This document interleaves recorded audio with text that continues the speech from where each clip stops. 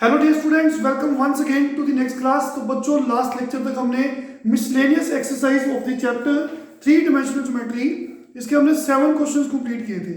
तो बच्चों, let us begin with question number 8। तो क्वेश्चन है, find the equation of the plane, find the equation of plane passing through point A, B, C and parallel to the plane and parallel to the plane R dot I plus J plus K equal to 2। तो जैसा ही हमने देखा कि ये plane की बात कर रहा है तो हमें सारे फॉर्मूले प्लेन के लगाने हैं। तो इक्वेशन प्लेन की निकालनी है जो एक पॉइंट से पास करती है। तो जैसा कि हमने डिस्कस किया था, plane passing through one point, its equation of plane passing through, याद करिए, x1 y1 z1, it is given by a into x minus x1 plus b into y minus y1 plus c into z minus z1 equal to 0। तो बच्चों, plane की equation एक point से पास करें तो हम वन पॉइंट फॉर्म लगाते हैं प्लेन की। प्लेन अगर एक पॉइंट से पास कर रहा है x1 y1 z1 तो ये प्लेन की इक्वेशन होती है, जिसमें जो ABC नजर आ रहे हैं ना आपको, ये डायरेक्शन रेशियोज होते हैं। किसके डायरेक्शन रेशियोज? किसके? Of the normal line to the plane. जो प्लेन के परपेंडिकुलर लाइन होती है ना, नॉर्मल लाइन, उस लाइन के डायरेक्शन रेशियोज ABC होते हैं। ये हम ऑलरेडी डिस्कस कई बार कर चुके हैं। तो हमें प्लेन की इक्वेशन निकालनी है जो एक पॉइंट से पास कर रही है। तो क्या लिखेंगे? Equation of plane passing through point, कौन सा पॉइंट है बच्चों? A B C, it is given by this formula. तो क्या फार्मूला है?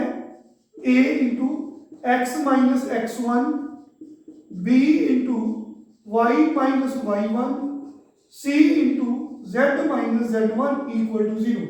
तो बच्चों, इसमें A B C कौन है? प्लेन के परपेंडिकुलर लाइन के डायरेक्शन रेशियोज। तो यहां पे जो A B C है वो कौन है? डायरेक्शन रेशियोज किसके? नॉर्मल लाइन, मतलब परपेंडिकुलर लाइन के टू दी प्लेन। हमने स्मॉल ABC क्यों नहीं यूज किया? क्योंकि वो ABC ऑलरेडी क्वेश्चन में नजर आ रहा है, तो हमने स्मॉल AB की जगह पे कैपिटल ABC यूज कर दिया। आई होप समझ आ रही है आपको? क्योंकि स्मॉल ABC ये वो पॉइंट है जिसे प्लेन पास कर रहा है, तो वो कहां पे रखना है? x1 y1 z1 की जगह पे, यहां पे रख दिया।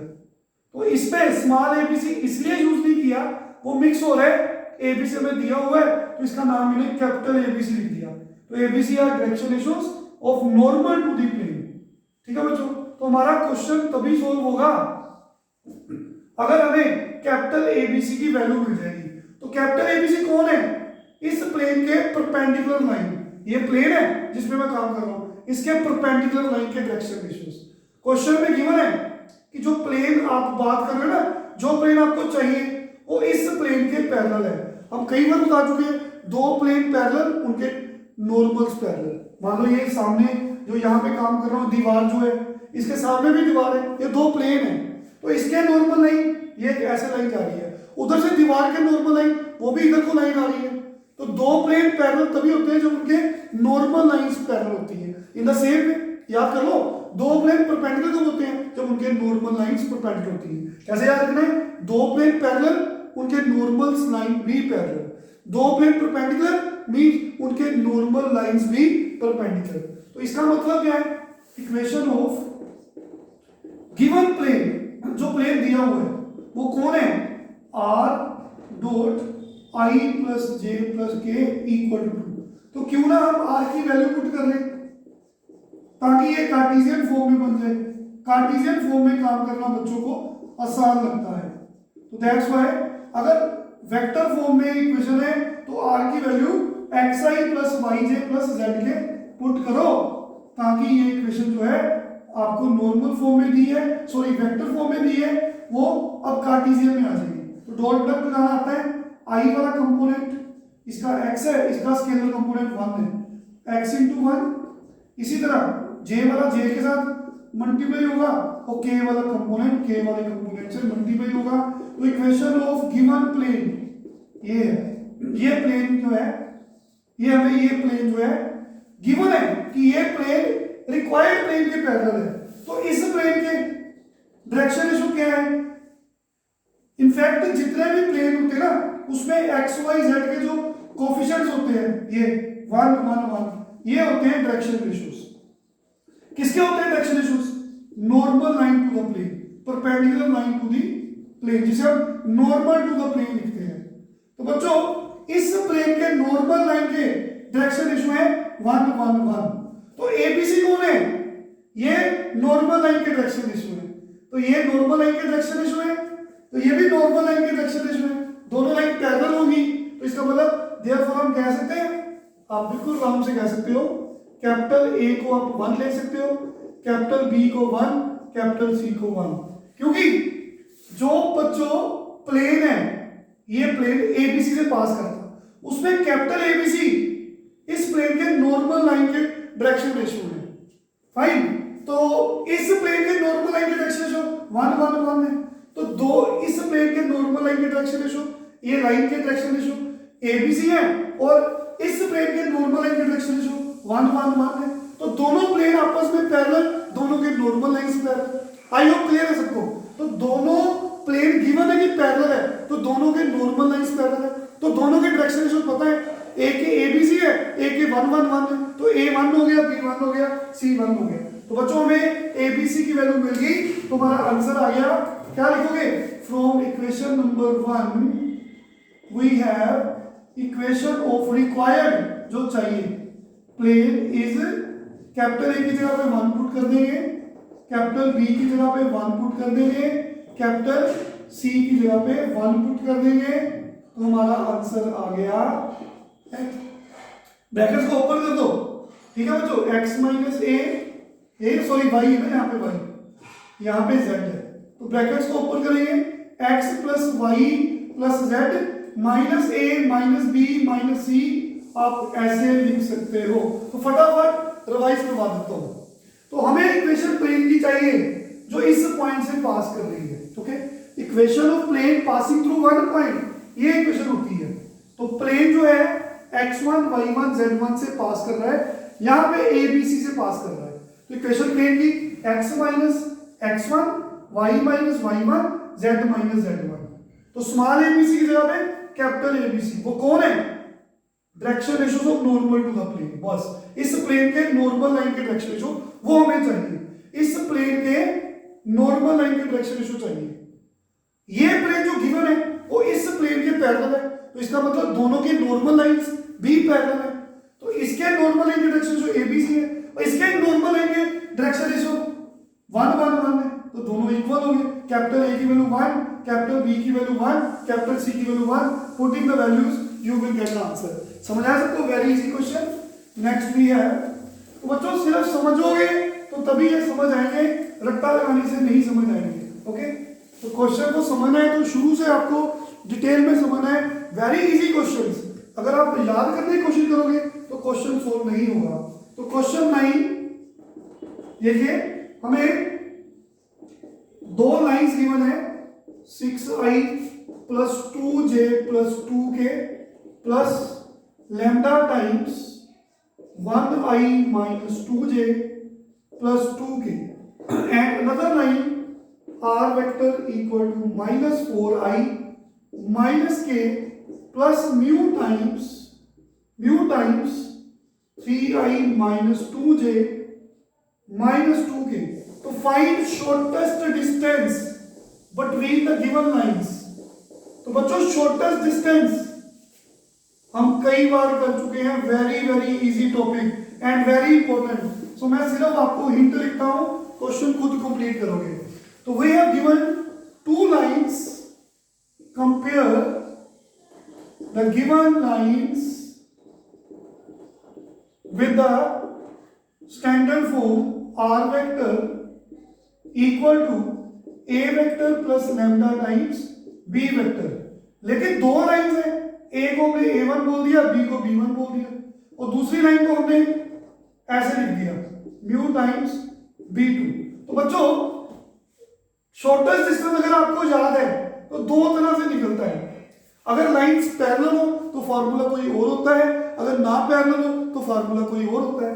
तो बेसिकली हमने लैम्डा के आगे जो वेक्टर लिखा है और म्यू के जो आगे वेक्टर लिखा है उनके कोफिशिएंट्स फटाफट रफ में कंपेयर करने हैं। इसका कोफिशिएंट 1, इसका कोफिशिएंट 3, इनको डिवाइड करना है।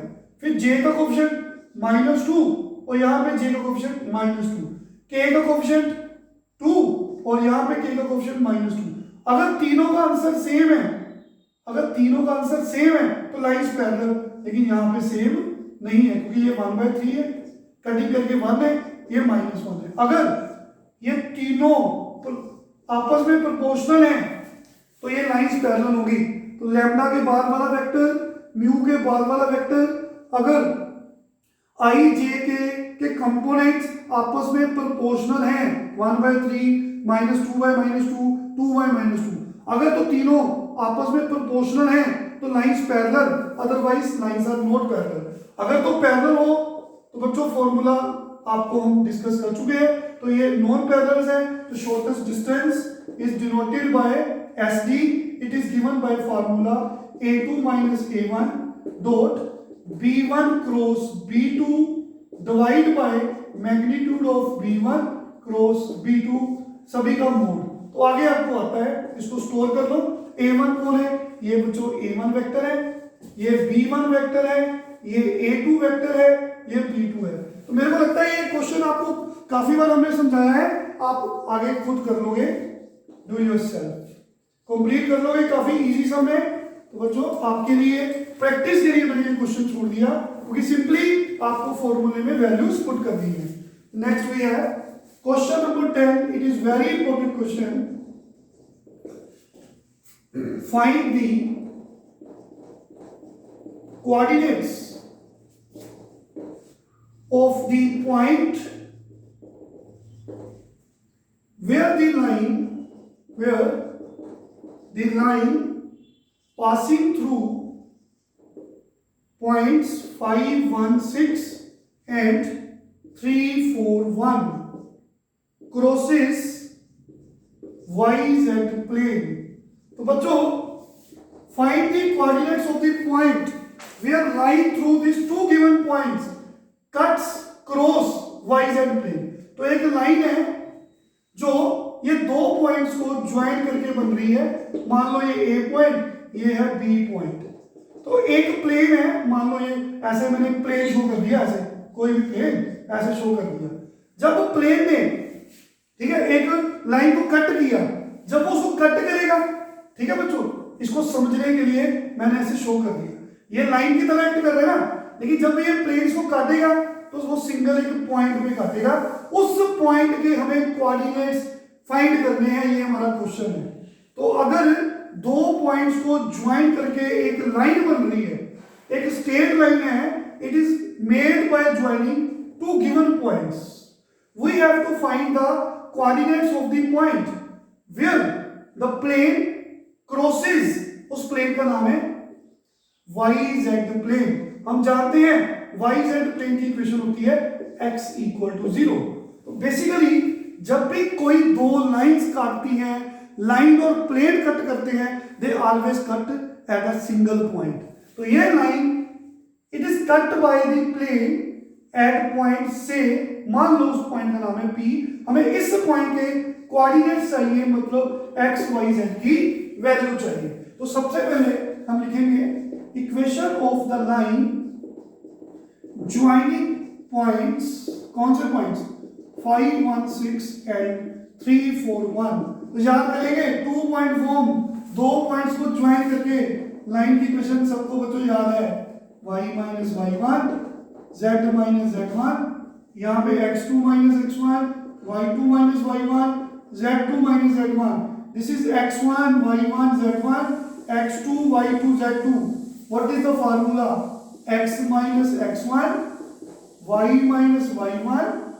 हाँ जी बच्चों, क्या आएगा, x minus x1 y minus y1 x1 y1 z1 z minus z1, x2 minus x1 y2 minus y1 z2 minus z1, it becomes, this is the equation of the line joining two points।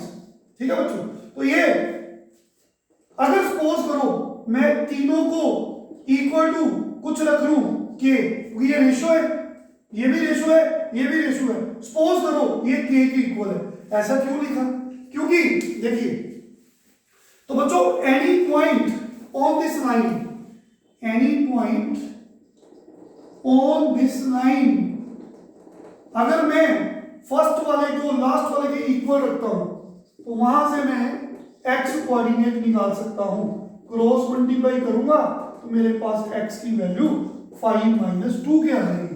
तो any point on this line, उस point का नाम मैंने P रख दिया, क्योंकि देखो बच्चों ये जो इंटरसेक्शन पॉइंट है लाइन और प्लेन का सेम है।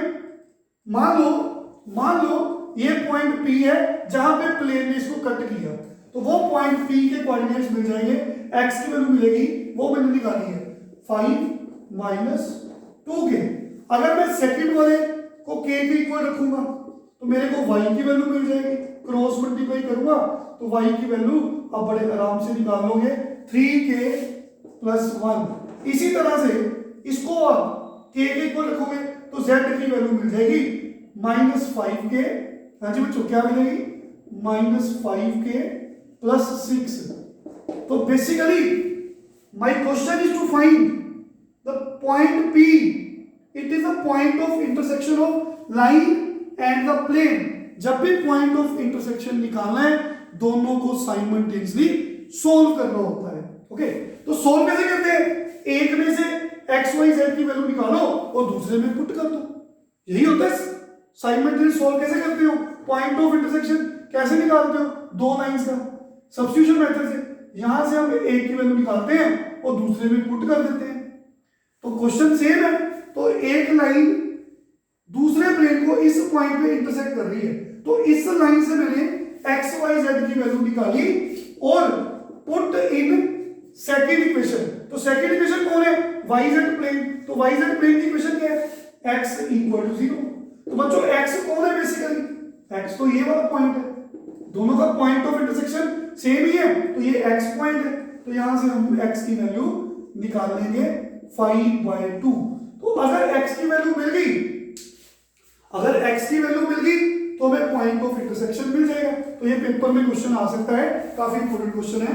तो देयरफॉर, हाँ जी बच्चों, तो x की वैल्यू मिल गई, x कौन है, 5 - 2k, तो k कितना है, पुट कर दो 5 माइनस, तो यहाँ पे k की वैल्यू 5/2 पुट करोगे ना, तो यहाँ पे x की वैल्यू 5 - 5 0 आ जाएगी, बिल्कुल 0 आएगी, है ना, वो तो पता ही है 0 आनी है क्योंकि x 0 कोऑर्डिनेट है। फिर y वैल्यू निकालने के लिए, y कौन है, y भी हमने निकाला हुआ 3k + 1, तो 3 × k, k कितना है 5/2, ये रहा y है ना, +1, 3k + 1, तो जो यहाँ से y की वैल्यू आ गई, सॉल्व करेंगे 15 और 2, एलसीएम लेंगे 17/2। फिर हम z कोऑर्डिनेट निकालेंगे, z कोऑर्डिनेट कितना निकाला हमने, देखिए z कोऑर्डिनेट कहाँ पे निकाला हमने, ये रहा, यहाँ से निकाला था ना बच्चों, तो z कोऑर्डिनेट आ गया -5k + 6, ये है z कोऑर्डिनेट, है ना, z कोऑर्डिनेट की वैल्यू ये रही -5k + 6, -5 × k + 6, तो इसको सोल्व करना आता है, तो कितना है -25 + 12 -13, है ना, ये आएगा, तो -13/2, तो कोऑर्डिनेट्स कितने आ गए, x y z की वैल्यू, तो answer is required point is 0 17/2, तो -13/2। सिंपली हमारा क्वेश्चन है कि वंस मोर, मैं फिर से समझा रहा हूं, दो पॉइंट्स को ज्वाइन करके एक स्ट्रेट लाइन बनी, तो वो लाइन को इस प्लेन ने काटा जिसका नाम है yz प्लेन, तो yz प्लेन की इक्वेशन होती है x = 0, और जिस पॉइंट पे काट रही है उस पॉइंट की कोऑर्डिनेट चाहिए हमें दोनों का पॉइंट ऑफ इंटरसेक्शन चाहिए, हम दोनों की इक्वेशंस को साइमल्टेनियसली सोल्व करेंगे, इतना सा काम है। तो पहले इसकी इक्वेशन बताओ ए बी की, तो दो पॉइंट को ज्वाइन करके लाइन की इक्वेशन 2 पॉइंट फॉर्म से निकाल ली, x minus x1 over x2 minus x1 equal to y minus y1 over y2 minus y1 equal to z minus z1 over z2 minus z1। फिर उस पे हमने पॉइंट k ले लिया। क्यों लिया k? क्योंकि हम x y z चाहते हैं। फर्स्ट को k की इक्वल किया तो हमारे पास x की वैल्यू मिल गई, सेकंड वाले को k की इक्वल पुट किया हमें y कोऑर्डिनेट मिल गया, फिर हमें z कोऑर्डिनेट मिल गया, y कोऑर्डिनेट मिल गया और z कोऑर्डिनेट मिल गया। फिर बच्चों हमने इस पॉइंट को इस प्लेन पे सेटिस्फाई करा दिया, सब्स्टिट्यूशन मेथड। तो इस प्लेन की equation x equal to 0, y तो z है ही नहीं है, तो x इक्वल टू 0 हमने x की वैल्यू ये वाली 0 के इक्वल की k मिल गया। तो अगर k मिल गया तो x y z, x में गए k पुट कर दिया, y में गए k पुट कर दिया, z में गए k पुट कर दिया, तो पॉइंट ऑफ इंटरसेक्शन निकल गया। आई होप समझ आई सबको। तो क्वेश्चन नंबर 10 बिल्कुल, अच्छा 10 किया हमने, 11 बिल्कुल सेम है। आप इस सम की यार प्रैक्टिस करेंगे, नेक्स्ट लेक्चर में आगे कंटिन्यू करेंगे। Thank you very much, take care.